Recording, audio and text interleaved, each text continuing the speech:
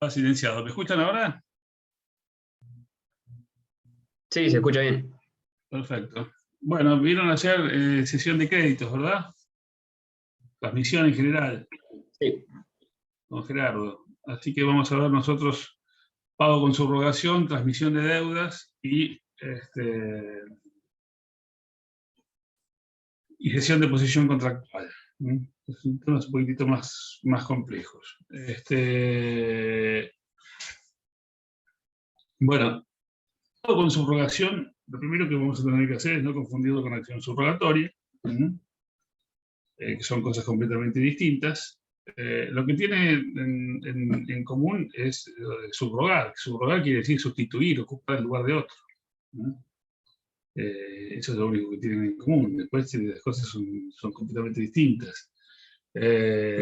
Si es una cosa por otro, se habla de subrogación real. Si lo que cambia son los sujetos, se habla de subrogación personal. Así que bueno, subrogación es colocarse en lugar de, ocupar el lugar de otra cosa o persona. ¿Cuándo hay pago con subrogación? Cuando la prestación es satisfecha por un tercero, desinteresa al acreedor, pero toma su posición jurídica y lo sustituye en el ejercicio de sus derechos. Parte de esto ya vimos en pago.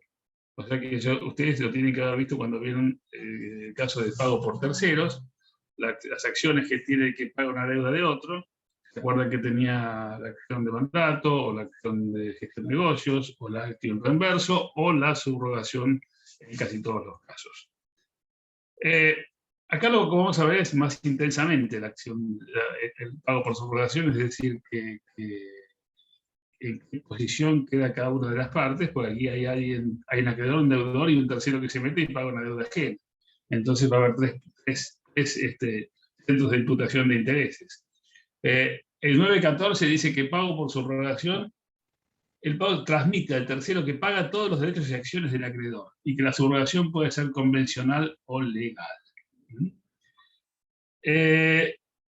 O sea que el que paga una deuda ajena y se subroga en el lugar del acreedor, justamente se coloca en el lugar del acreedor y conserva todos los mismos derechos y acciones que tenía el acreedor contra el deudor. ¿Cuáles son los requisitos para que pueda darse esta figura? Bueno, que obviamente exista el crédito en el momento en que se hace el pago, que el objeto de la obligación sea efectivamente satisfecho al acreedor, total o parcialmente. Obviamente que la ejecución de la prestación sea efectuada por un tercero, si no tendría sentido si es el mismo deudor, que los fondos no sean del deudor, porque si yo pago una deuda ajena, pero la pago con la plata del deudor, no hay pago con subrogación. En ese caso habría otra figura. Pero habría una figura de mandato, pero con fondos del mandante. Es decir, no habría derecho a reclamo de ningún tipo. No haya ánimo de hacer una liberalidad por parte de un tercero, que el tercero que está haciendo el pago no lo haga con el ánimo de hacer un regalo o una liberalidad, y que el crédito sea transmisible. Esta figura no fue aceptada históricamente, igual que el pago igual que el tema de la transmisión de créditos. En general, como la obligación a un vínculo personalísimo, no cabía pensar que podía meterse un tercero o transmitirse a terceros la obligación. O sea, esto ha cambiado mucho en los últimos tiempos, pero ha cambiado mucho y esto ha permitido una agilización enorme de los negocios. Todo el tema de la transmisión ha permitido una gran agilización de todos los negocios, lo que estaba olvidado en el sistema antiguo, ¿cierto? Tampoco lo aceptó el derecho francés, sí recién lo va a aceptar el Código de Napoleón, etc. O sea que es una figura que relativamente moderna. Todo el tema del pago con subrogación, lo mismo la transmisión, de la cesión de derechos, etc. Y les digo el tema de cesión de deudas, que vamos a ver más tarde. ¿Cuál es el fundamento que permite que aquel que pagó la deuda ajena pueda recuperar lo que pagó? Bueno, es un fundamento de justicia, de equidad, de la practicidad. Todos esos elementos justifican esta figura.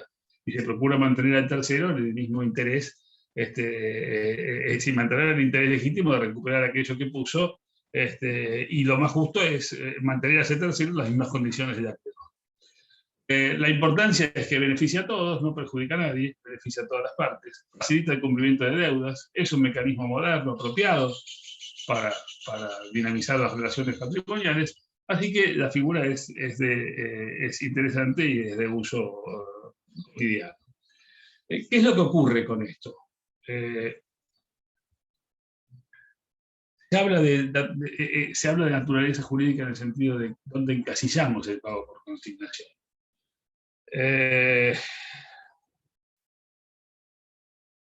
Algunos dicen que es una cesión de créditos, aunque con características diferenciadas.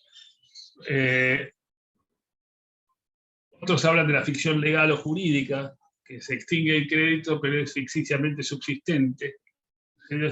Hay muchos que recurren a ficciones, y otros que vapulean a los que recurren a ficciones, porque dicen que las ficciones no son propias del análisis de la figura, ¿cierto? Pero bueno, hay quienes sostienen eso. Otros, como Jambías, dicen que es un instituto complejo y dual, porque tiene dos figuras, un pago relativo y una sucesión de derechos, porque hay sucesión de derechos entre el tercero que realiza el pago y el acreedor, ¿no es cierto? Porque el tercero que realiza el pago sucede al acreedor de sus derechos. O sea que habría un pago y además una sucesión de derechos. Y también puede ser una asociación a título singular fundada en una razón de justicia, que es lo que dice el caso de Trigo Represas. O sea que hay fundamentos en cuanto a su naturaleza para todos los gustos.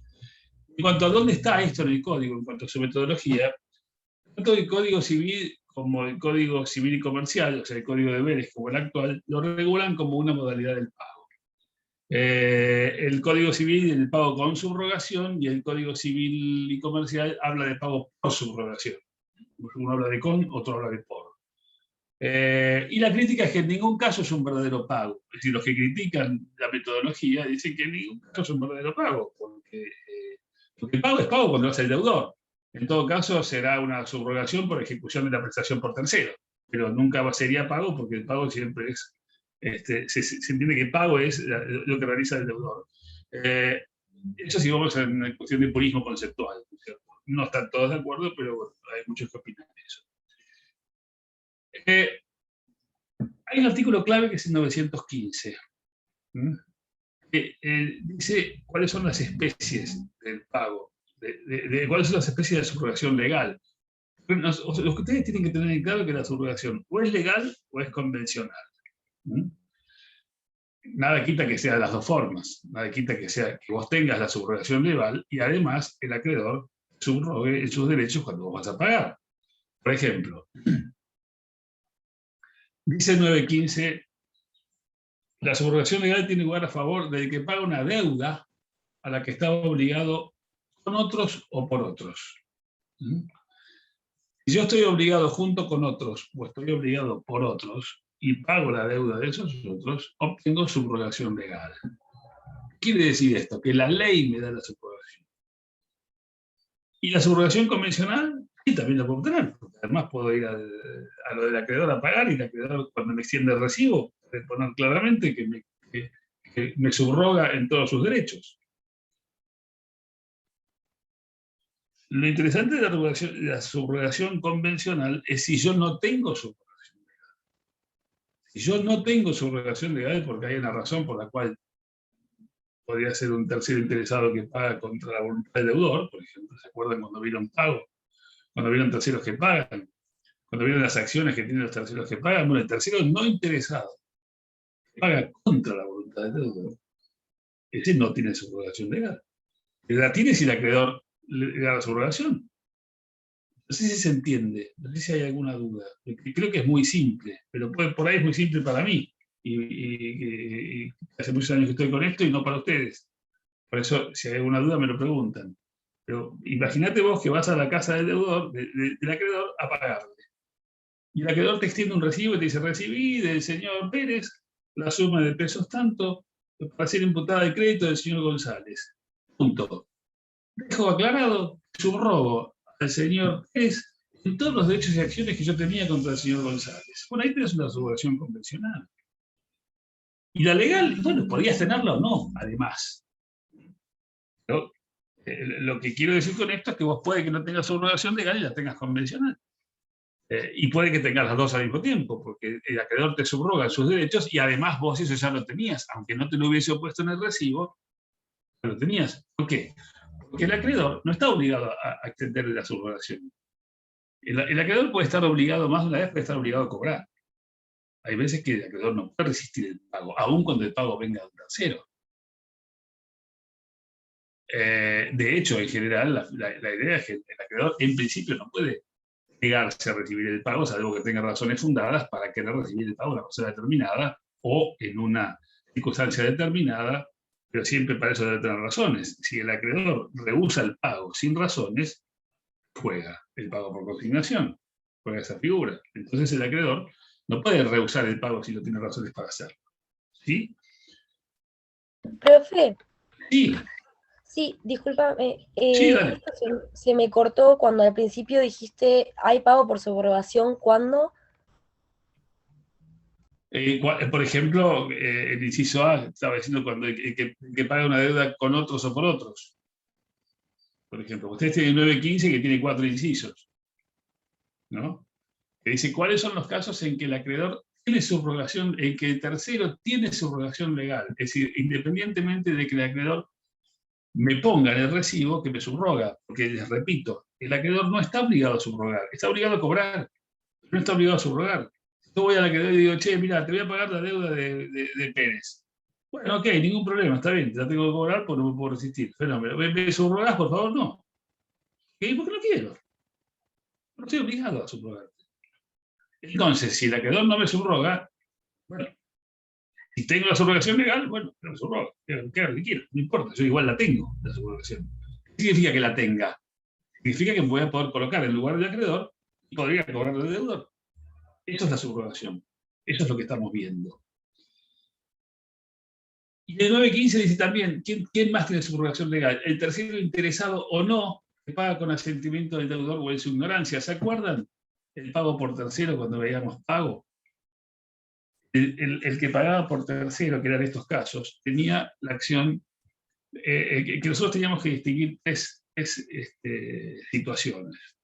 El que paga con consentimiento del deudor, es decir, el tercero que paga y el deudor sabe que va a ir a pagar. Y que en ese caso, ¿qué teníamos? Un mandato. ¿Mm? Un mandato. ¿Por qué razón? Porque el tercero sabe, el deudor sabe que el tercero va a pagar. Y si el deudor sabe que el tercero va a pagar y se calla la boca, hay un mandato tácito. El deudor sabe que el tercero va a pagar y además le dice, che, anda y paga, el mandato expreso. Y si en caso de ignorancia del deudor, era el otro supuesto, en caso de ignorancia del deudor, el deudor no sabe que van a pagar, bueno, ¿qué figura tiene, qué acciones puede valerse el tercero que pagó la deuda para cobrarle al deudor? No sabía que el tercero iba a pagar esa deuda. Y bueno, tiene la acción de gestor de negocios. Porque el tipo está haciendo una gestión de negocios, entonces tiene la acción de gestor de negocios. Y además, tiene la subrogación legal. En todos los casos, la acción de subrogación legal y la acción de gestión de negocios, o si paga con consentimiento, tiene la acción de subrogación legal o la acción de mandato. ¿Cuál va a elegir? Y la que le convenga, de acuerdo a las circunstancias. ¿Por qué? ¿Qué podría convenir de la acción de subrogación legal o la acción de mandato? Bueno, el mandato, por ejemplo, le podría servir porque por ahí la deuda original no lleva intereses. Y si yo voy con la acción de mandato, tengo derecho a cobrar los intereses de las cantidades que invertí en mi mandante hasta que me pague. Entonces yo hoy pagué 100 y el tipo me va a devolver la plata dentro de 6 meses, bueno, pero la va a tener que devolver con intereses, porque yo voy por la acción de mandato. Pero si voy por la acción de subrogación legal, depende si el crédito llevaba o no llevaba intereses. Si el crédito llevaba intereses, sí, puede reclamarlo. Pero si el crédito no llevaba intereses, no los voy a poder reclamar. ¿Y por qué me podría convenir elegir la subrogación? Que conservo las garantías, porque quizás hay una cláusula penal, porque quizás hay una hipoteca, una prenda, o hay un embargo ya trabado, o lo que fuese, y yo conservo esas garantías, entonces me puede servir ir por la acción de subrogación legal en lugar de ir por la acción de mandato. Entonces el inciso B dice, el tercero interesado o no, que paga con asentimiento del deudor o en ignorancia. ¿Por qué dice el tercero interesado o no, que paga con asentimiento del deudor o en ignorancia? Porque en los dos casos, seas tercero interesado o no sé si recuerdan que era tercero interesado y que no era tercero interesado, lo deberían saber. El tercero interesado es aquel que puede sufrir un menoscabo si la deuda no se paga. Que va a sufrir un perjuicio por alguna razón, a él le perjudica que esa deuda no se pague, entonces ese es tercero interesado, tiene un interés legítimo en que esa deuda se pague. Y el tercero interesado no tiene ningún interés en no interesado. Pero si se trata de tercero interesado o no interesado, es lo mismo si paga con consentimiento del deudor o en ignorancia del deudor. La cosa cambia si se paga contra la voluntad del deudor. El deudor le manda una carta de documento al tercero y le dice: no se metan en mis negocios, no se metan en mis asuntos. Y el tercero va y se mete igual y paga. Bueno, si es interesado, es subrogación legal. Si no es interesado, no. Si es tercero no interesado, no tiene subrogación legal y solo le queda la acción del enriquecimiento sin causa.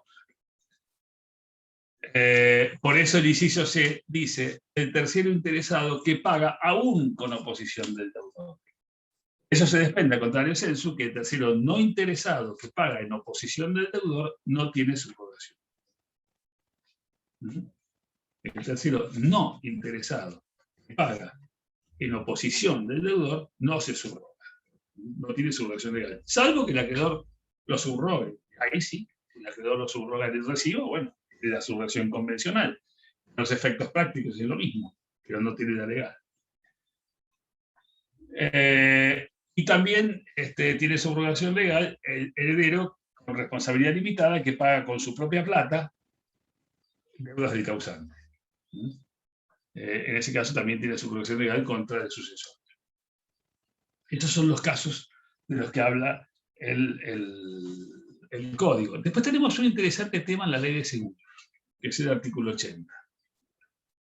Fíjense que el artículo 80 de la ley de seguros dice que los derechos que corresponden al asegurado contra un tercero en razón del siniestro se transfieren al asegurador hasta el monto de la indemnización abonada. El asegurado es responsable de todo acto que perjudique estos derechos del asegurador. ¿Qué quiere decir esto? ¿Qué hace el auto? O te chocan el auto. ¿No es cierto? ¿Quién es el responsable? Vos venís en tu auto y viene otro auto y te choca y es claro que la responsabilidad es de él. ¿Qué vas a hacer? ¿A quién le vas a reclamar? Te vas a reclamar al titular del otro auto, al tipo que manejaba, y te vas a reclamar el seguro de otro.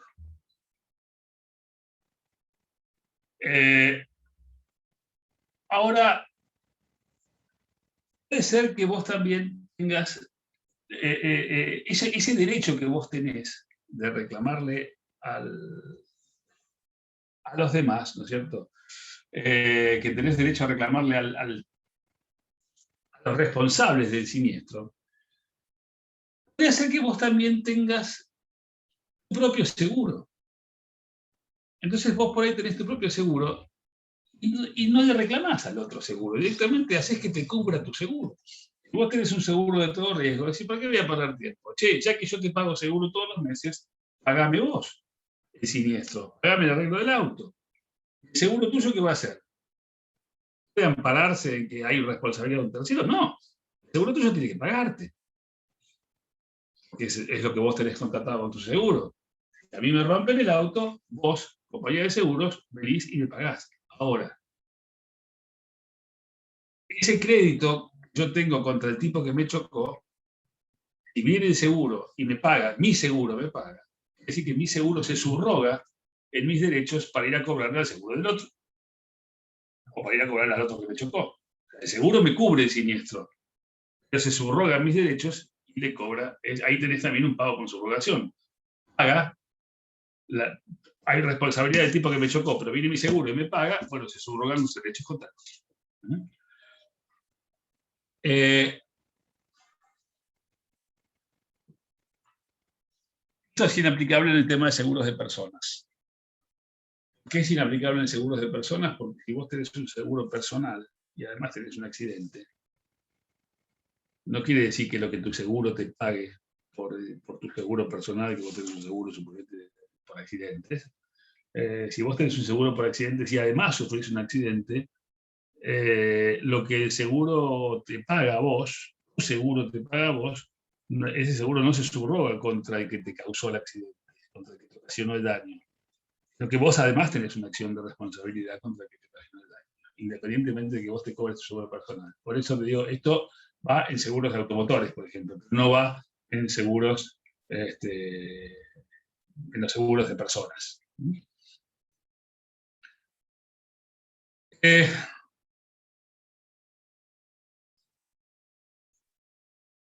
También puede ser aquí que la subrogación sea convencional. El acreedor, obviamente, puede subrogar al tercero en todos sus derechos y acciones. Es absolutamente facultativo para el acreedor hacerlo, puede hacerlo, puede no hacerlo, ya les dije que es una facultad de hacerlo, y esa subrogación tiene que ser expresa. Y además debe ser hecha en forma simultánea o anterior al pago, porque una vez extinguido el derecho ya no puede ser transmitido.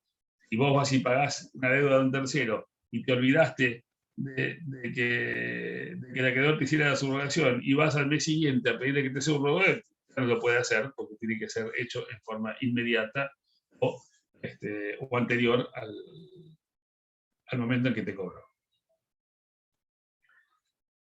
Vamos a ver ahora otra figura que es la del...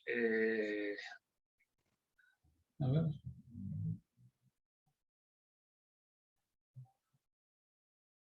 Bueno, faltaría ver los efectos, pero es muy simple. Los efectos del pago con subrogación.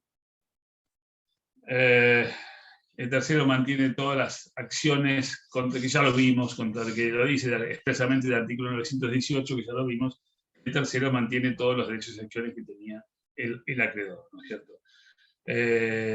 Y los límites, eso sí, porque que además son absolutamente lógicos. Vos, si pagaste la deuda de un tercero, vos tercero pagaste la deuda del deudor, no podés reclamar más que lo que pagaste. O sea, el límite es lo que pusiste. También el otro límite es en el tema de las solidarias, que ya lo vimos. La solidaridad se agota en el grupo acreedor o en el grupo deudor, y que en la acción recursoria tenés el límite de reclamar a cada uno según su parte. No podés reclamarle, si tenés 3 deudores y uno pagó, no puede reclamarle el 66% a otro, sino que tiene que reclamar lo que le corresponde a cada uno en de su cuota parte. Creo que se entiende, eso ya lo han visto, y eso se llama, tiene que ver con la medida de la acción recursoria y tiene que ver con, es decir, con la solidaridad dentro de la acción recursoria, que ya no hay más. Y lo dice expresamente aquí, dice: el codeudor de una obligación de sujeto plural solamente puede reclamar a los demás codeudores la parte que a cada uno de ellos le corresponde cumplir. Yo pagué una deuda solidaria, éramos 10 deudores, pagué 1000 y cada uno debía 100, puedo reclamar de 100 al deudor B, 100 al deudor C, 100, pero no puedo reclamar 900 a cualquiera porque yo pagué 1000 y deduzco mi parte y reclamo 900 al que sigue. Eso surge clarito de este artículo.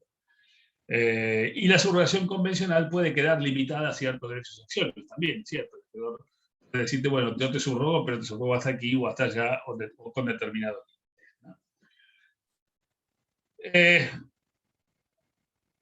Otro tema que habría que ver, esto ya lo podemos dar por terminado, el tema de subrogación, de pago con subrogación. Si es algo que les quede alguna duda o algo que quieran despejar o aclarar o ver, pasamos a otro tema que sería transmisión de deudas.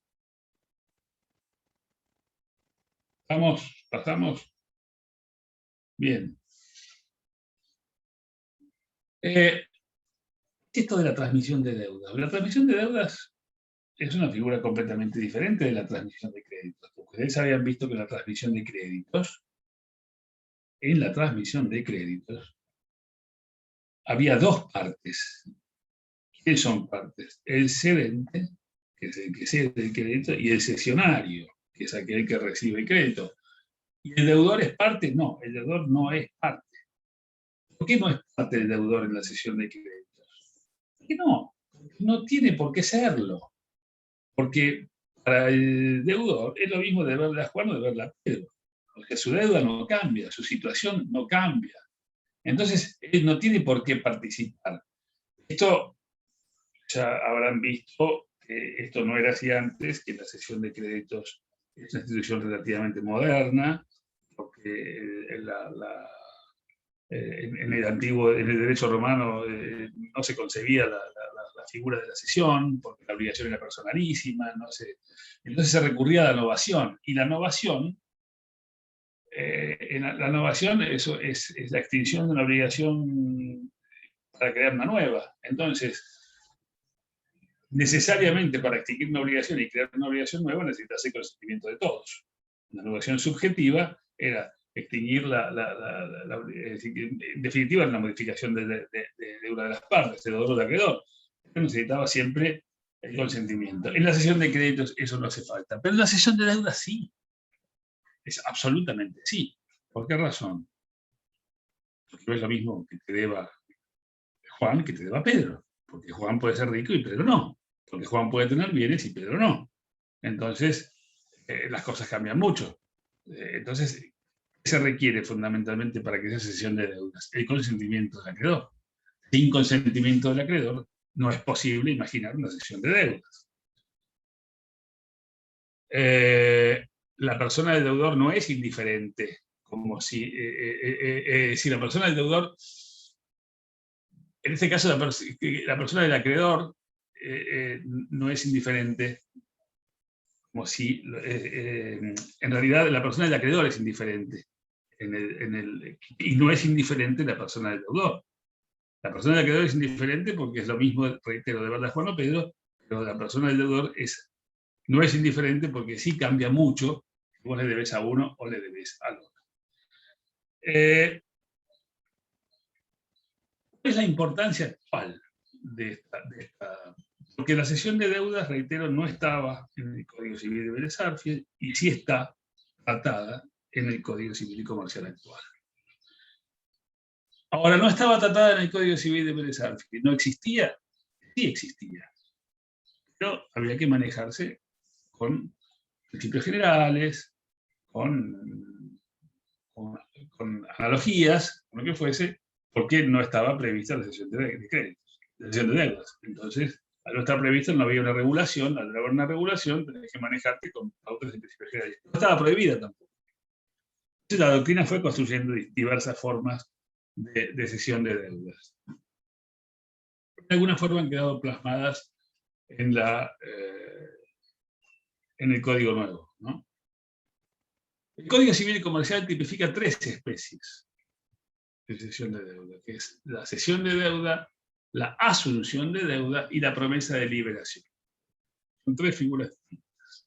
Cesión de deuda, asunción de deuda y promesa de liberación.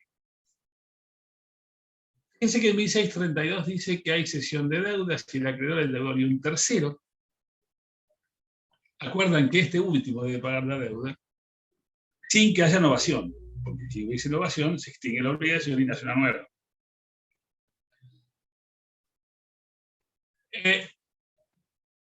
Esa es básicamente la figura de cesión.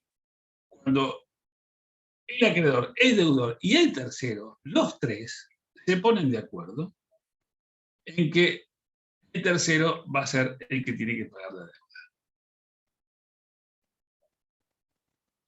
¿Puede el acreedor no prestar su conformidad en este caso? Sí, y es otra figura. Si el acreedor no presta conformidad para la liberación, el tercero está como deudor subsidiario, dice la ley. O sea que, en definitiva, es un acto triangular. En el primer caso, la cesión es privativa de deuda. ¿Por qué razón? Porque el acreedor presta conformidad expresa. Que esto no es válido en los contratos de adhesión. Ojo.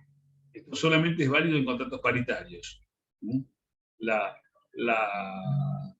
cesión privativa de deuda en contratos de adhesión cuando el que cede la deuda es el adherente, no es válida. Eso lo dice expresamente el código. ¿Por qué? Porque se supone que cuando se habla de contratos de adhesión hay una parte débil y una parte fuerte. Y la parte fuerte es el predisponente que pone las cláusulas, y la parte débil es esa parte que tiene más remedio que aceptar esas cláusulas. Entonces, cesión de deuda hecha por quien tiene que aceptar las cláusulas no es válida para la ley. Entonces esa cesión puede ser privativa o acumulativa de deuda. Es privativa. Y cuando el deudor principal queda liberado. Si Juan absorbe la deuda de Pedro y Juan queda liberado frente al acreedor, esa se llama cesión privativa de deuda. Quiere decir que si el acreedor no le puede cobrar a Pedro, mala suerte para el acreedor, Juan se quedó liberado. En cambio, la cesión acumulativa de deuda es que en este caso se suma un nuevo deudor, que es el tercero, pero Juan no queda liberado. Quedan Juan y Pedro, ahí los dos son deudores. Se produce una cesión acumulativa de deuda y hay dos obligados en este caso.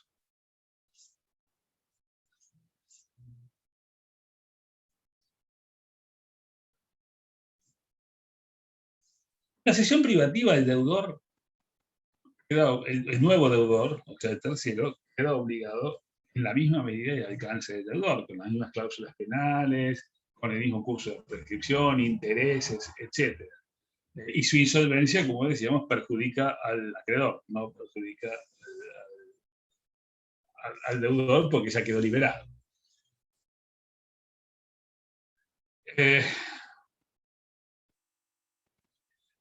La asunción de deuda, el código, es decir, la doctrina anterior al Código Civil y Comercial la llamaba expromisión. Ya la encuentro en algún programa. Una figura conocida que se llamaba expromisión. La asunción de deuda, y que ahora está tratada en el 1633, no se llama más expromisión, sino asunción de deuda, y dice que hay asunción de deuda si un tercero acuerda con el acreedor pagar la deuda de su deudor sin que haya novación.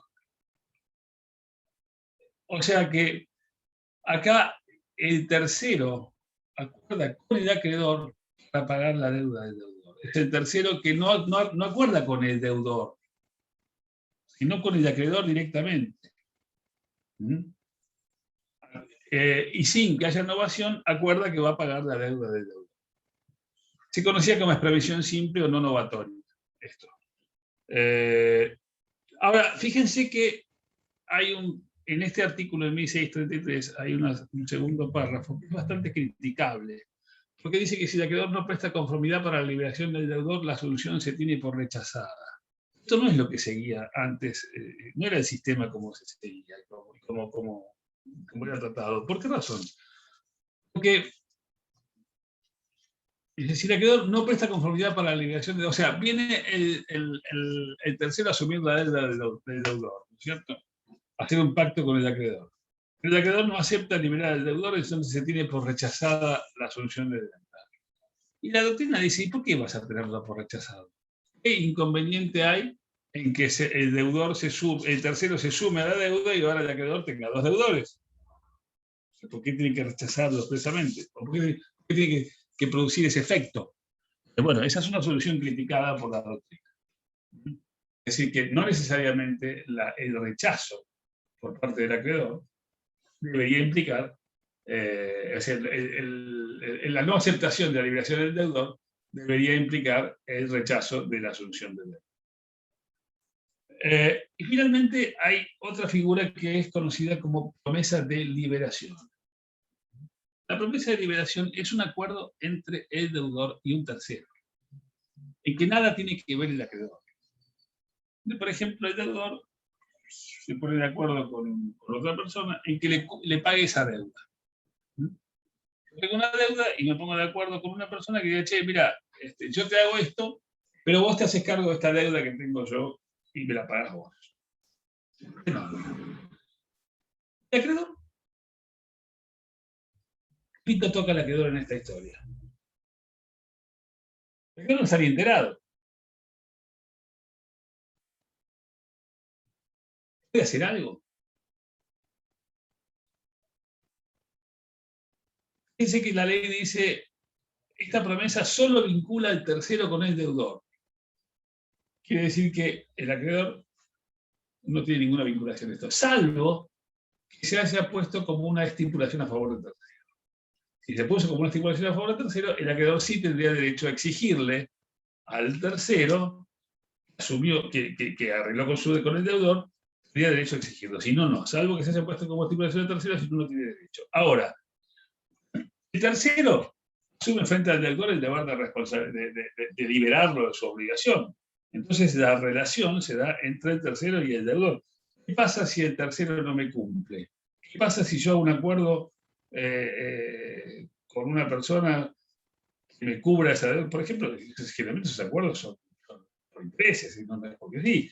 Por ejemplo, que bueno, yo te hago esto, yo te hago este trabajo, pero vos me liberás esta otra deuda. En lugar de venir a pagarme a mí, anda y hacete cargo de esa deuda mía.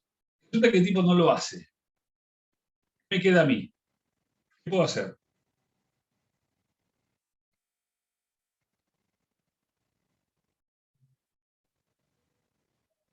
El acreedor no lo puede invocar, el acreedor no puede ir a cobrarle.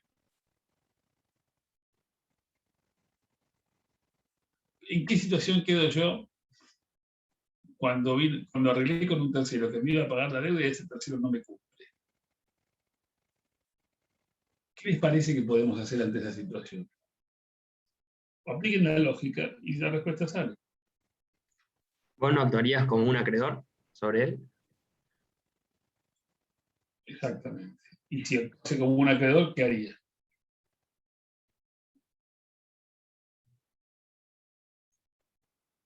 ¿Qué haría?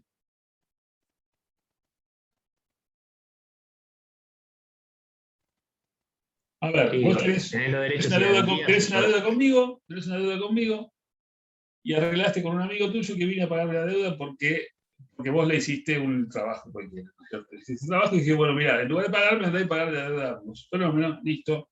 El tipo no me paga. Yo te reclamo. ¿Frente a mí tenés alguna defensa? Yo te reclamo a vos, que sos mi deudor. ¿Tenés una defensa contra mí? No. Me tenés que pagar. ¿No es cierto? Porque a mí qué me importa lo que arreglaste con tu amigo. Ahora, con tu amigo, ¿qué haces?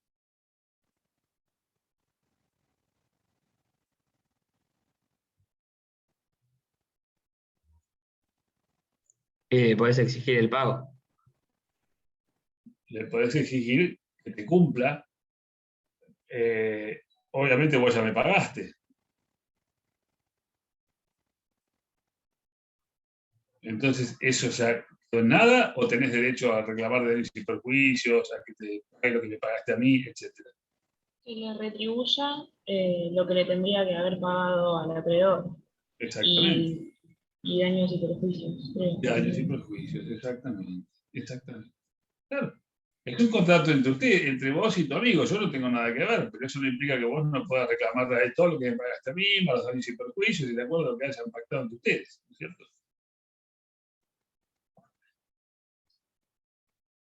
Eh,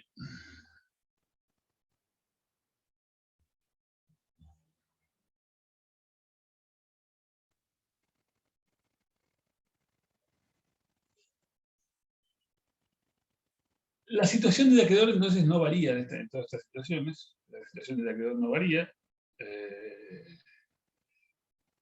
La situación del acreedor es un tercero. En este caso de promesa de liberación ahí no le cambia absolutamente nada. En el caso de una ejecución, entonces el deudor puede iniciar las acciones por incumplimiento que estamos viendo. Entonces, resumiendo y reiterando, tenemos tres figuras en el tema de cesión de deudas. La cesión de deudas propiamente dicha, donde los que se ponen de acuerdo son el acreedor, el deudor y el tercero.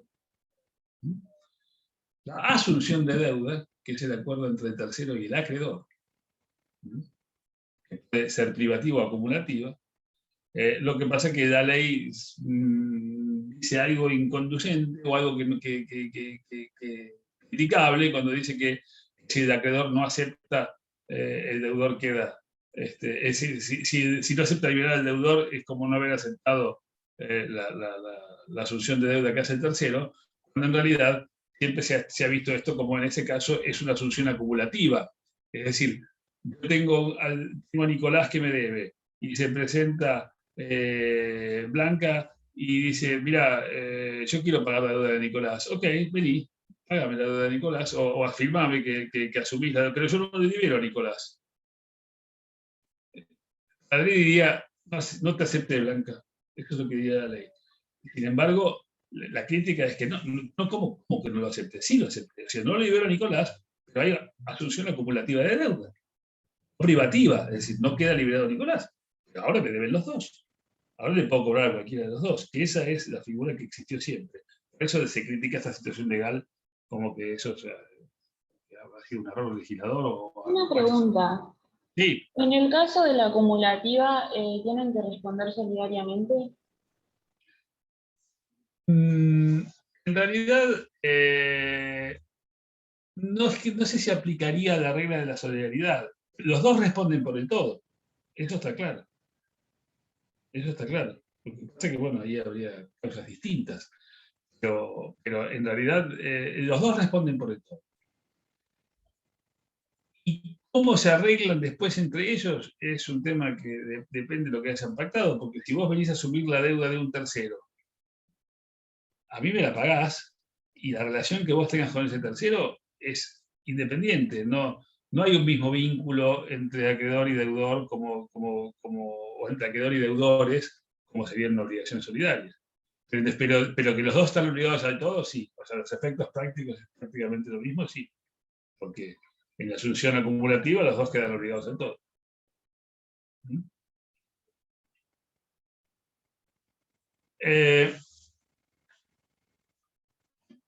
Y la otra, bueno, lo que habíamos visto, que era el tema de la promesa de liberación, son aquellos casos en que es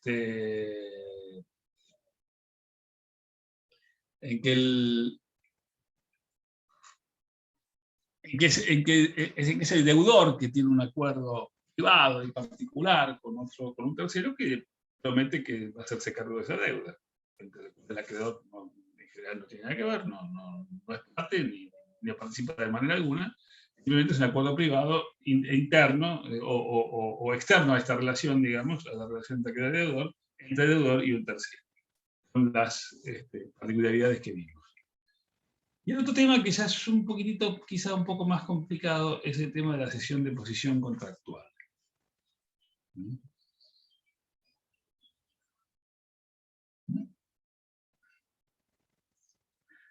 La transmisión de la posición contractual consiste en hacer subentrar un nuevo sujeto en la posición jurídica activa y pasiva de uno de los contratantes originarios.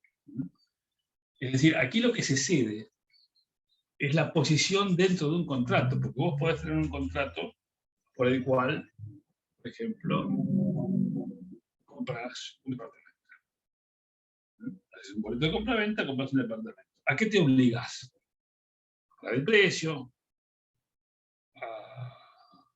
a cumplir con, bueno, fundamentalmente a pagar el precio y a tomar la posesión, con materiales tomadas, etc. Y el vendedor se obliga a vender, a firmar la escritura, a entregarte la posesión de la cosa con todos sus accesorios, el tiempo indicado, etcétera, etcétera. ¿Puede cederse esa posición contractual? Sí, claro. El comprador perfectamente, el vendedor difícil porque es el dueño del departamento, ¿no? Difícil que pueda ceder su posición contractual. Pero el comprador perfectamente puede ceder el boleto a otra persona. Perfectamente lo puede hacer, y bueno, y en ese caso, el tercero va a ocupar la posición del cliente original o de uno de los contratantes y va a tener todos los mismos derechos y acciones que tenía el otro. Y las mismas obligaciones. O sea que aquí juegan situaciones distintas, porque acá juega en todo lo que yo soy acreedor, ceder mis derechos a nadie perjudica. Pero en lo que es yo que soy deudor, si cedo mi posición, puedo perjudicar al acreedor. Por eso que juegan un poco de las dos, de la cesión de créditos y de la cesión de deuda. Por eso no es un conjunto de cesiones y de créditos y de deudas emergentes de un contrato, compuestas e individualmente consideradas, sino que es una operación única, con una finalidad única. Eso es lo absolutamente relevante de la cesión de la posición contractual. La obra actual es una institución importante porque permite a los empresarios entrar y salir de negocios, particularmente aquellos que están destinados a durar en el tiempo. Entonces agilizan, puede servir para agilizar muchos negocios. Respecto a la concepción, bueno, en la concepción atomística, donde dice que es la unión de negocios distintos, y otro dice que no, que prevalece la concepción unitaria, es algo mucho más que un conjunto de derechos y obligaciones aisladamente considerados, ¿no es cierto?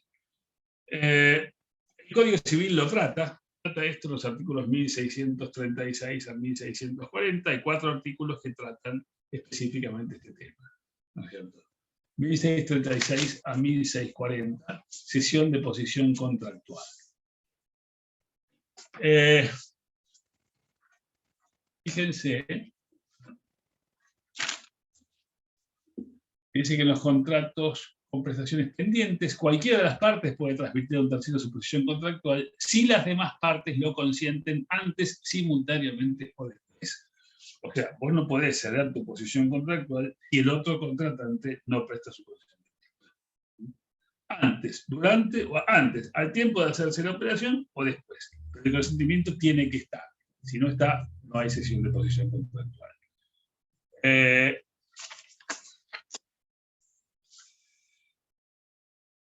Dice unos efectos. ¿Cuáles son los efectos? De la cesión, en su caso, de la notificación a las otras partes, el cedente se aparta de sus derechos y obligaciones, los que son asumidos por el cesionario. O sea, ¿por qué razón? Porque uno de los contratantes deja de ser parte de ese contrato. Sus derechos y obligaciones son asumidos por el cesionario. Ese contratante ya no está más y ahora se ha cambiado la figura del contratante. Sin embargo, dice, los co-contratantes cedidos conservan sus acciones contra el cedente que han pactado con este el mantenimiento de sus derechos para el caso de incumplimiento del cesionario. O sea, bueno, esas son cuestiones internas y son cuestiones privadas de las partes que pueden convenir quién continúa obligado y en qué medida continúa obligado y respecto de qué obligaciones o no. Eso es perfectamente negociable o perfectamente, digamos, puede ser fruto de la creación libre de las partes para los negocios, ¿no es cierto?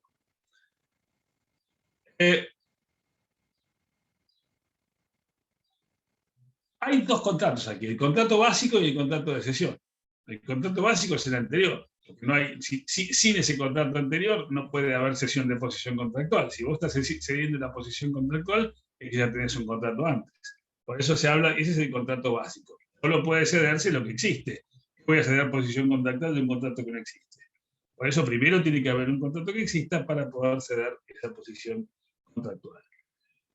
Y ese contrato debe tener prestaciones recíprocas o correspectivas, porque si no hay prestaciones recíprocas o correspectivas, es decir, que genere derechos y obligaciones a ambas partes. De esa manera puede concebirse la cesión de una posición contractual. Si fueran contratos o prestaciones a cargo de una sola parte, y habría cesión de créditos o cesión de deudas, pero no habría cesión de posición contractual. Para que haya cesión de posición contractual, tiene que haber un cúmulo de derechos y obligaciones de ambas partes. Y por supuesto tiene que haber prestaciones pendientes y diferidas, o de ejecución diferida o de duración, ¿no? Por eso que se trata de un negocio jurídico complejo. Está el que sale, el que entra y el que se queda. El que entra al negocio, el que sale del negocio, que es el cedente, y el que se queda, es el mismo contratante que antes tenía un contratante y ahora le cambiaron el contratante. Por supuesto que lo aceptó, ¿no es cierto? Son 3 partes bilateral, son dos partes, es bilateral, es discutible. Como todo, siempre hay opiniones para todos.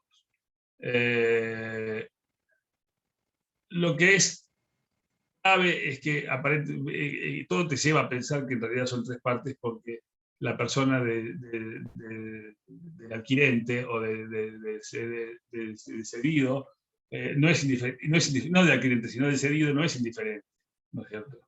No es indiferente porque no es lo mismo, como les dije, deberle a uno, es decir, que te deba uno que te deba otro. Entonces, esa persona nunca es indiferente. Por eso que son parte los tres. Es el objeto, es la materia sobre la cual recae la prestación básica, ¿no es cierto? O la relación básica. Estatus o posición contractual emergente de un contrato con prestaciones recíprocas. Ese es el objeto de este contrato, ¿no es cierto? Y la causa fin, la transferencia de la relación contractual. No procede si hay prohibición convencional, porque, por ejemplo, las partes puede haber un contrato donde digan que este contrato es intransferible, y bueno, ahí ya no procede, o en algunos casos en que hay prohibición legal, por ejemplo, los casos de franquicia o los casos de concesión. Es decir, vos, si sos un franquiciante, no tenés derecho a ceder tu posición a ningún tercero porque te lo impide la ley. O sea, es algo que, bueno, por acuerdo de partes, pero si no, no lo puedes hacer porque la ley directamente te lo impide, y lo mismo en los contratos de concesión. ¿Cuáles son los caracteres de este contrato hoy de cesión de posición contractual? Y hoy es nominado, porque está previsto en el código, es formal, es consensual, porque se perfecciona con el consentimiento, no tiene que estar sujeto a determinadas formas, puede ser a título oneroso o gratuito, es ejecución instantánea. ¿Y cuáles son los efectos? Que el cedente se aparta de sus derechos y obligaciones que los asume el cesionario. Sin embargo, como les dije, los co-contratantes cedidos conservan sus acciones contra el cedente que han pactado contra él el mantenimiento de determinados créditos, o sea, todo el mantenimiento de determinados derechos para el caso de incumplimiento del cesionario, y ahí operaría como una suerte de garantía.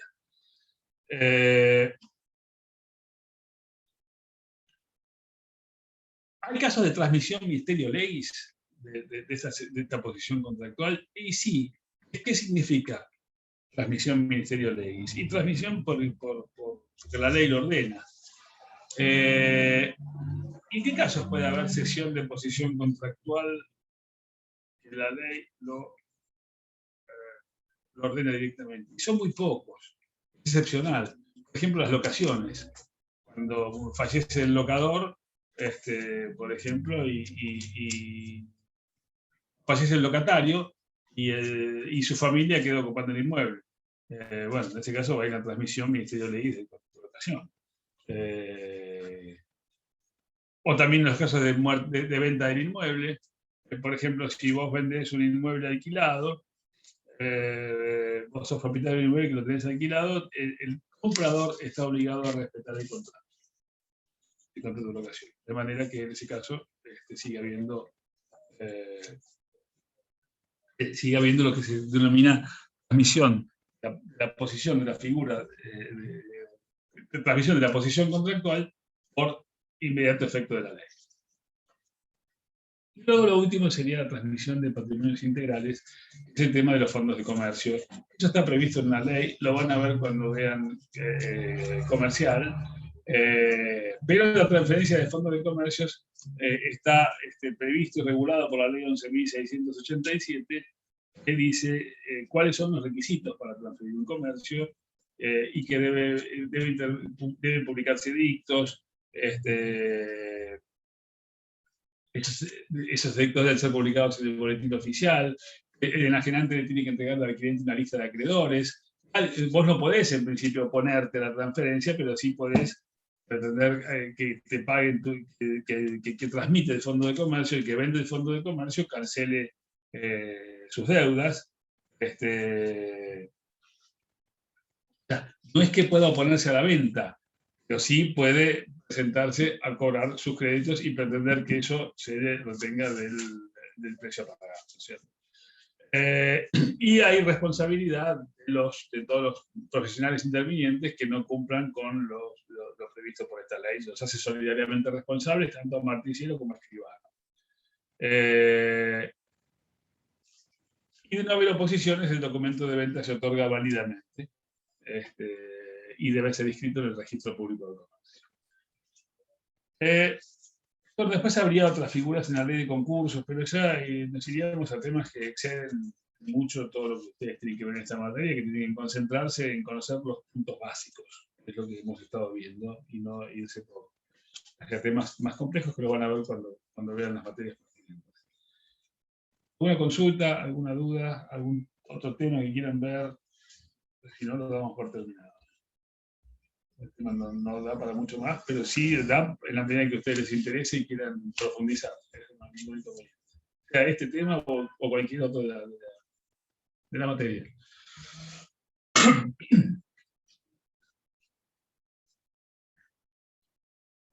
Bueno, Profe, sí. ¿me podrá repetir, por favor, los efectos de la cesión de la posición contractual? Los efectos de la cesión de la posición contractual. Bueno, el cedente se aparta de sus derechos y obligaciones, ¿cierto? Que son asumidos por el cesionario. El cedente ya no tiene, es como que ya se fue, fue reemplazado por otro, y ya sus derechos y obligaciones no los tiene más. Pero el co-contratante cedido puede conservar su acción contra el cedente si lo pactó con este. ¿Por qué razón? Porque el contratante que se fue puede hacer un acuerdo con el que queda, diciendo, che, mirá, en caso de que este no te pague o te deba algo, me hago responsable yo. Bueno, eso es una especie de garante para el caso de incumplimiento del cesionario. En tal caso, el cedido o los cedidos tienen que notificar el incumplimiento del cedente dentro de los 30 días de producido, y no hacerlo, el cedente queda liberado de toda responsabilidad. O sea que el cedido es aquel que se quedó en el contrato, digamos. Recuerden que hay uno que se va, uno que se queda, otro que y otro que viene de las tres partes. Bueno, el que se quedó, si hizo un acuerdo con el que se fue, en el sentido de que si el nuevo que viene no le paga, el que se fue se hace responsable, bueno, lo tiene 30 días para avisarle, una vez operado el incumplimiento, 30 días, y si no le avisa, el cedente queda liberado. Eso es entre el cedente y el cedido. Entre el cesionario y el cedido, entre el que llegó, el nuevo, y el que se quedó, ahora son parte los dos. Asumen la calidad de parte recíprocamente. Ya las partes son ellos dos. El cedente ya se fue. Y pueden oponerse todas las excepciones nacidas del contrato, pero no las fundadas en otras relaciones que tengan entre ellos. Y entre cedente que se va y cesionario, que es el que viene, los créditos del contrato base se desplazan del cedente al cesionario. Y el cedente se libera de las obligaciones que tenía con el cedido. Si las cesiones son onerosas, por supuesto, se debe a la garantía de evicción, que garantiza la existencia y validez del contrato cedido. Y todo pacto en contrario no escrito si es por causas imputables al cedente. Esos serían los efectos, entonces, que hay entre cedente y cesionario, entre cedente y cedido, y entre cesionario y cedido. ¿Quedó claro? ¿Alguna duda?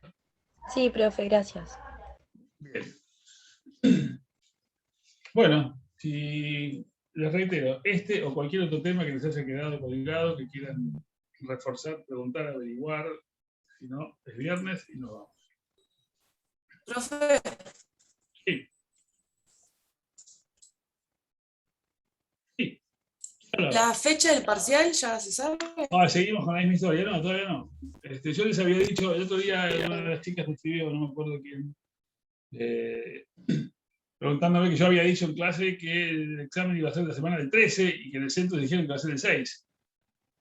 Sinceramente no quiero decir más nada porque no sé cuándo va a ser el examen. Lo que yo vi es cuándo termina, cuándo está previsto el cronograma.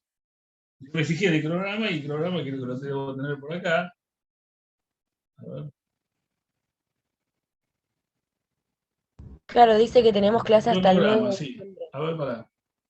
Ustedes lo tienen también, supongo. Sí, sí, lo tenemos, que creo que Bueno, está... fíjate que la última clase está prevista para el jueves 9 de diciembre. Yo pienso que lo lógico es el examen tomarlo después de las clases, no antes, ¿no? Así que por eso pensaba que iba a ser después. Pero bueno, si el centro dice que es el 6, qué sé yo. No sé, averigüen, dicen, pataleen y es lógico. Y en ese sentido, clamen por ¿Y su la derecho. modalidad? La modalidad va a ser oral. ¿Oral presencial, profe, o por Zoom? Y qué sé yo, no sé. Si presencial o por Zoom. Hoy por Zoom se puede tomar casi igual que presencial. Una pregunta. Sí.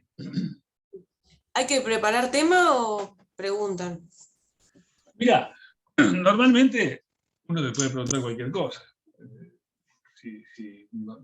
A veces te puede pasar que te diga, bueno, ¿por dónde querés arrancar? Pero ¿te puede pasar eso o no? O sea que no se calienten mucho por parar un tema. Siempre igual, si te dan esa opción, siempre tendrás algún tema que te resulte más fácil que otro. Pero no creo que normalmente los exámenes son, te sentás y te empezamos a preguntar. Bueno, habla de esto, habla de esto otro, habla de esto. A veces pasa que alguien viene hablando o vienen mal con un tema que no salen y seguimos con ese tema hasta que alguno sale.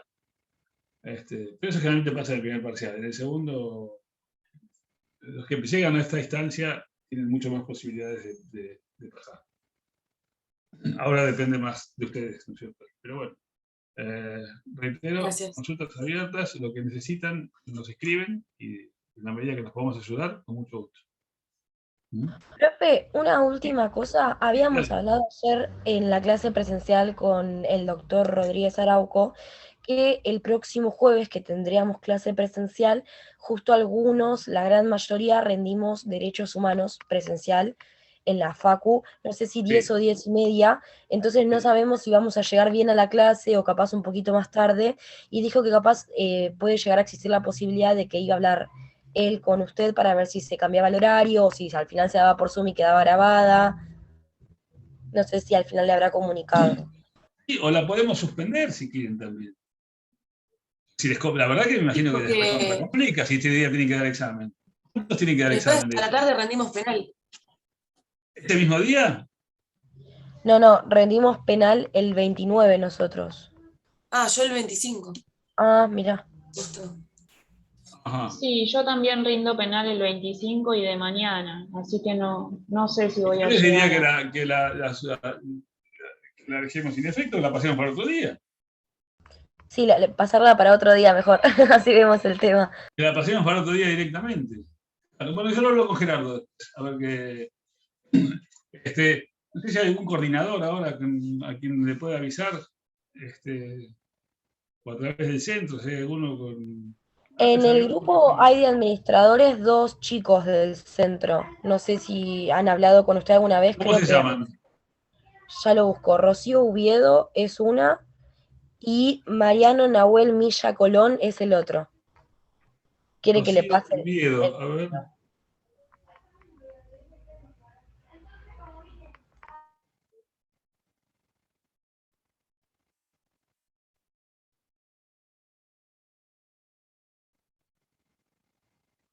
Y tengo un nombre, tengo una Rocío que parece que es de la facultad, pero no sé qué. Bueno, Termina en 9221. a ver.